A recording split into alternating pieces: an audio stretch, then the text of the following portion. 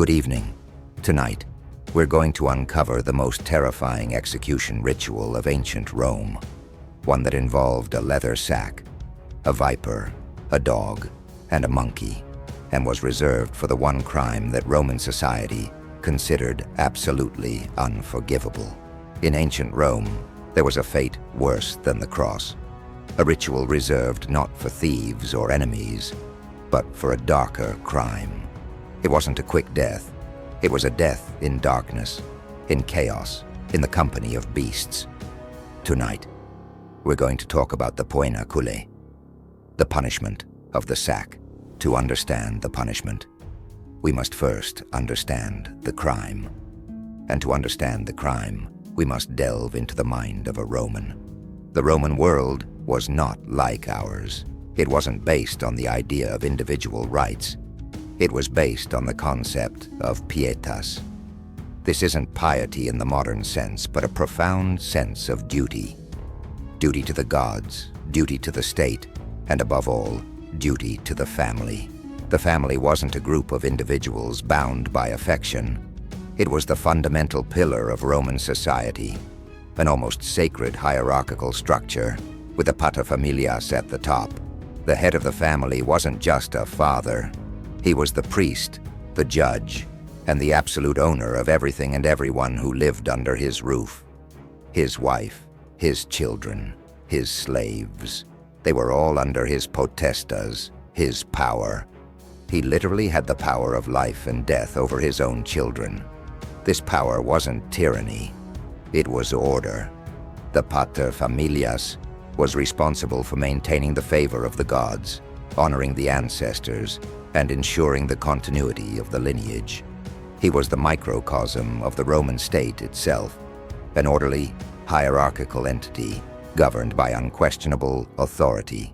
That's why there was one crime that was considered the ultimate betrayal, an offense so monstrous that it not only broke a human law, but shattered the very order of the universe: parricide. And in Roman law, parricide didn't just mean killing your father. It meant killing any direct ascendant. Your father, your mother, your grandfather, your grandmother. It was an unthinkable act. It was as if one of the columns of the Parthenon rebelled and brought down the roof. It was an offense against nature, against the gods, against the very concept of Rome. A thief stole property. A murderer killed a stranger.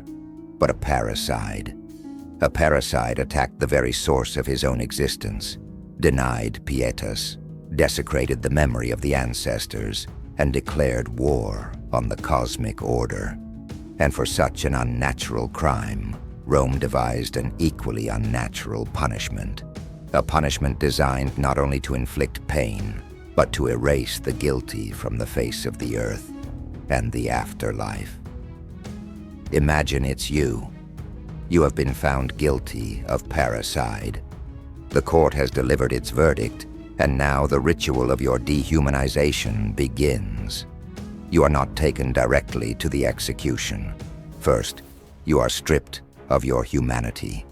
You are dressed in coarse clothing, and wooden clogs are placed on your feet, so that your feet, which walked on the sacred ground of Rome, will touch it no more.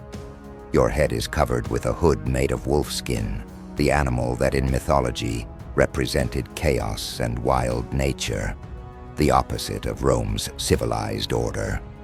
Then you are flogged, not with a centurion's rod, but with the virga sanguinae, the blood-colored rods. It's a brutal, public beating designed to mark you as something less than human. And then they take you to the seashore or a deep river. There, the final instrument of your annihilation awaits. The culleus is a large sack made of ox leather, sewn tightly to be airtight.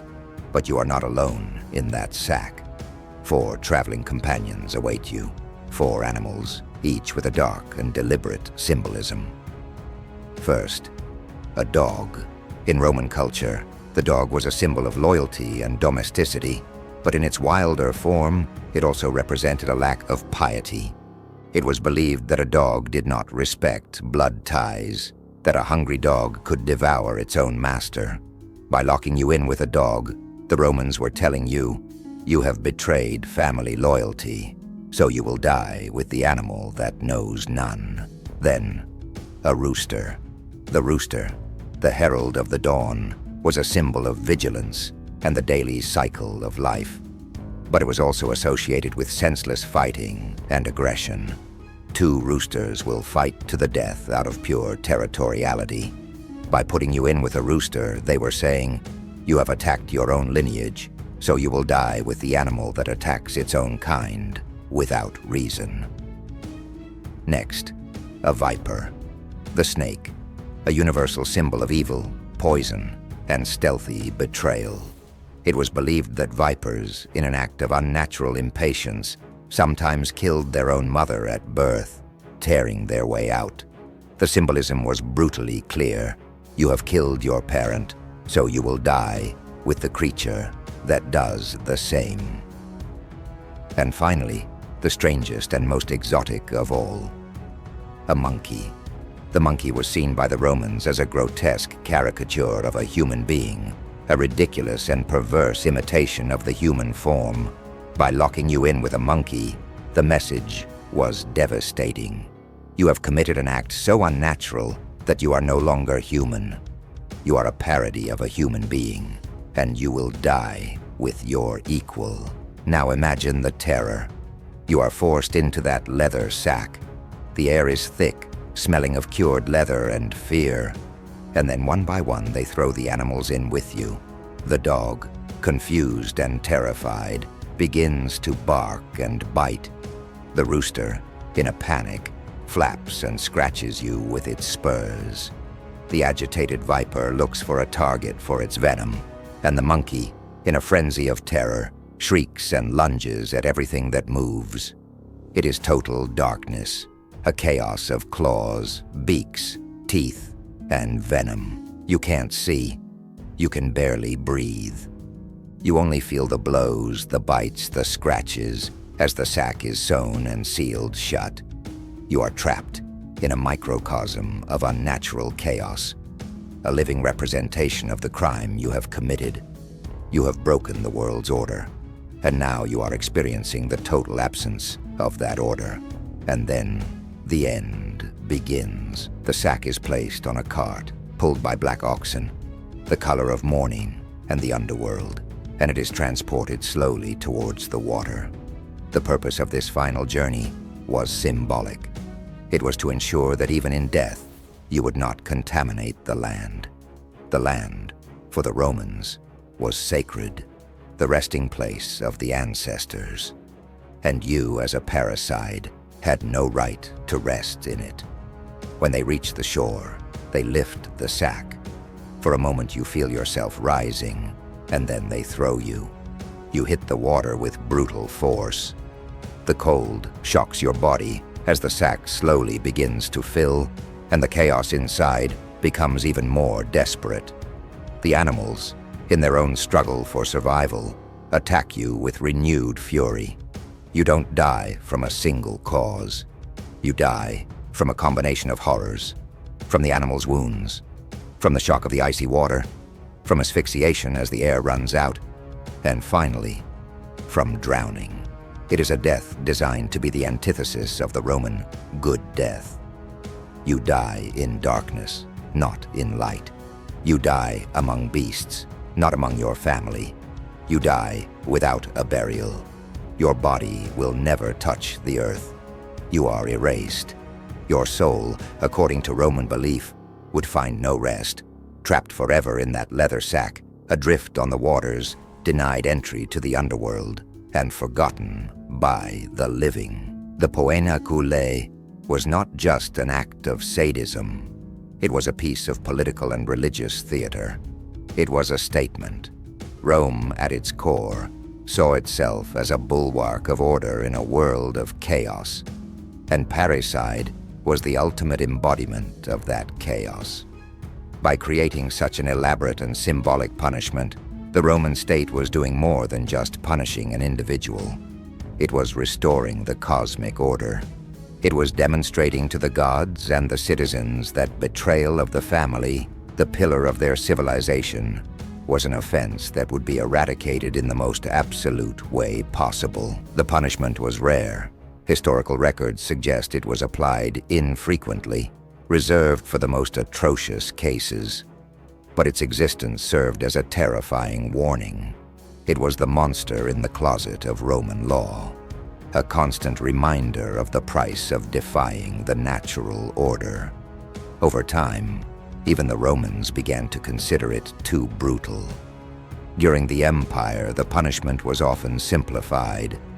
The parricide might simply be thrown to the beasts in the Colosseum arena or burned alive.